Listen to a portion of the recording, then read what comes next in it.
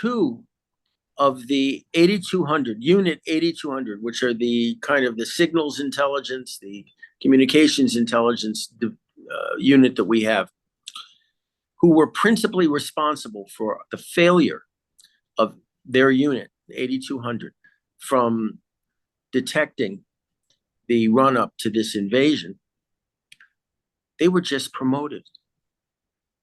I want you to think about that. The individuals personally responsible for that debacle on our southern border, they bear personal responsibility for the slaughter of so many of our good people. They were just promoted. Chief of Staff Halevi is, rather than considering how we should be prosecuting this war and the coming wars and the expansion of the war, he's busy promoting all the wrong people to the most sensitive positions. Command for the Gaza envelope before the war, and who was, again, principally responsible for the delay in our forces responding to this invasion. But to make the situation even worse, the head of operations for that area in southern Israel along the Gaza border, and who was principally responsible for the delay in the relief forces to come in and clear out the various kibbutzim and moshavim and locales that were overrun by the Hamas terrorists, the Nukhba forces. That man was just promoted to be the head of military intelligence. I want you to think about that also for a second. He was promoted to the head of military intelligence after his failure. And Halevi, when he was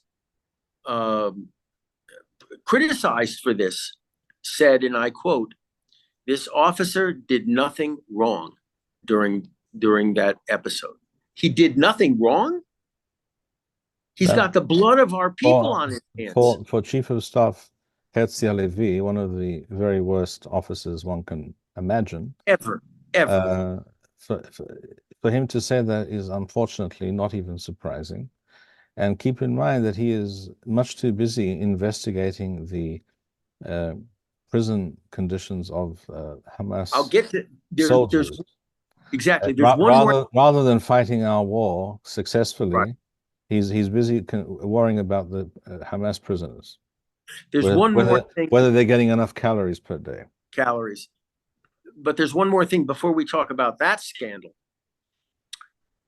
About a week and a half ago, all the soldiers in the 8200 unit, which is a critical unit, were forced to attend in a sex offense indoctrination center or lecture.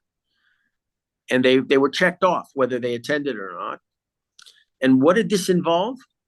A soldier, part of 8200, who was a homosexual, who had problems coming out in that unit, apparently.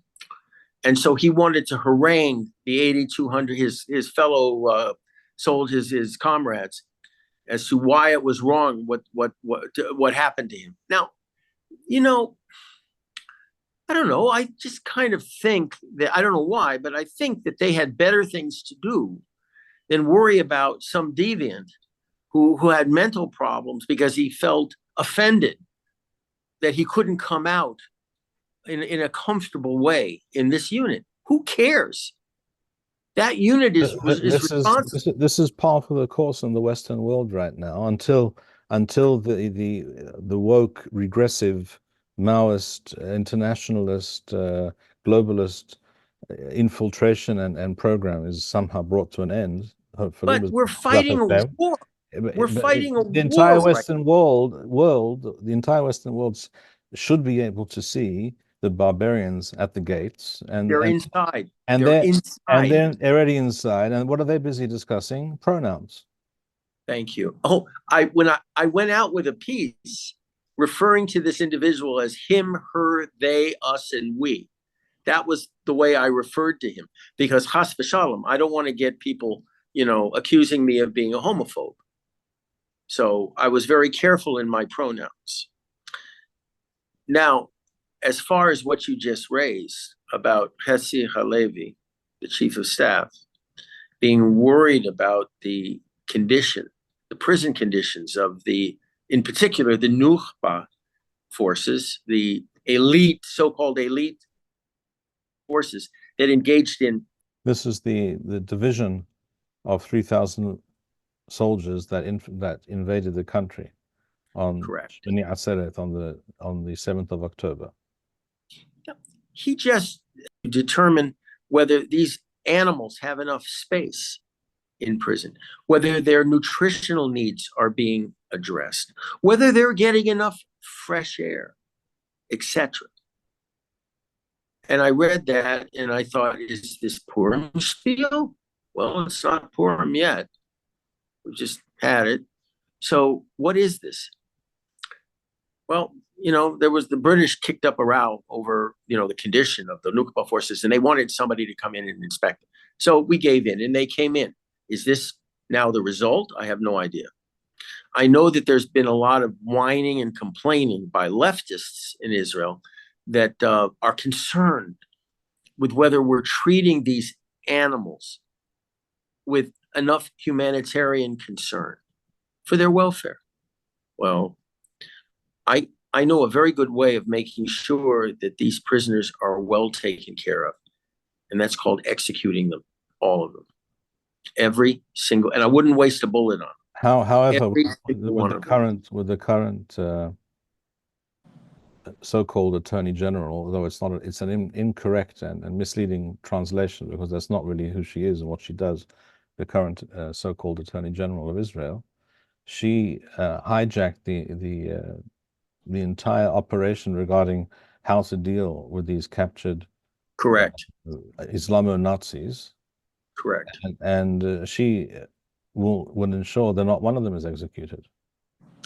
I asked a guy I know who's a leftist. He takes part in all these demonstrations outside my house on the Motzi Shabbos. And I asked him, are you concerned with these Nukhba terrorists? Well, he said, they're not really terrorists, they're soldiers.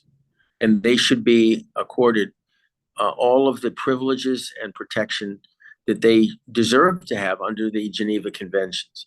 And I looked at him and I said, you're protesting here the fate of our hostages. Is that correct? Yes.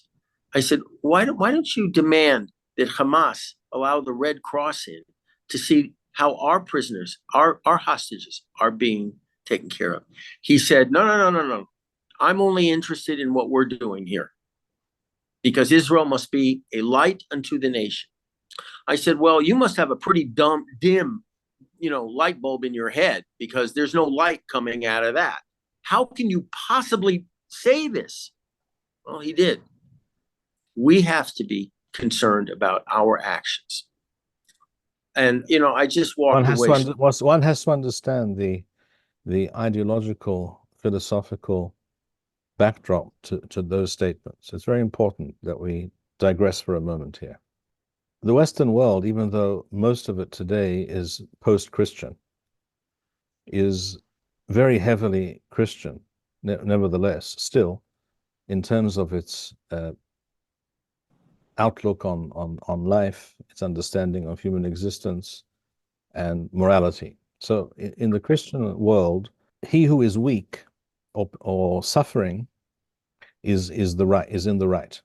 Correct. Always. And that's why the emblem, the image of Christianity is Yeshua HaNutzri, Jesus on a cross. He's the suffering, he's the lamb, he is the unfortunate, the sacrifice, and he's the sacrificial lamb. He's suffering. His suffering is, of course, of great theological importance and significance according to Christianity, and he is also the perfect human being, quote unquote. In other words, he is the ideal.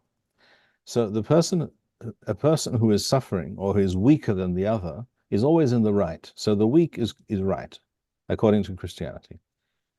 In the Islamic world, it's the opposite. he who is strong and powerful and able to He's impose in the right. his will, he's the right. He's on the side of right, because might is right. Might is right. Might is right. And the progressives have picked up on that Christology notion of the suffering victim as the one who's in the right. They haven't picked up on it. It was always there. It is an essential, and as far as we can see for the present and the perceivable future, it is the underpinning of Western culture and thinking today, even though it stems from Christianity, and most of these people are no longer Christians, but No. that has completely informed and defined and therefore warped their thinking. So he who is weak is right, according to the Islamo-Nazis, and much of the Islamic world. He who is strong and who has might, he is right. It's only Judaism, it's only the Torah that states that the person who is right is the one who is right. In other words, he who is right, he is right, not because he's weak and not because he's strong, but because he's right. In other words, you have to first examine the values. It's because of values which they don't use. You have to examine the reality, the facts, the situation, make a determination what in fact is right here, who is correct, who is speaking truth, who has the real claim, who is in the right, and that person is right, and everything else is subsidiary. But according in the Christian world, or the post-Christian world, which is the Western world, which is the regressive, woke, Maoist world, he who is weak is right, and therefore he will always speak about the Islamo-Nazis who invaded the country and committed the worst types of war crimes imaginable, because that is his moral frame of reference, and he cannot see the world in true and objective moral terms.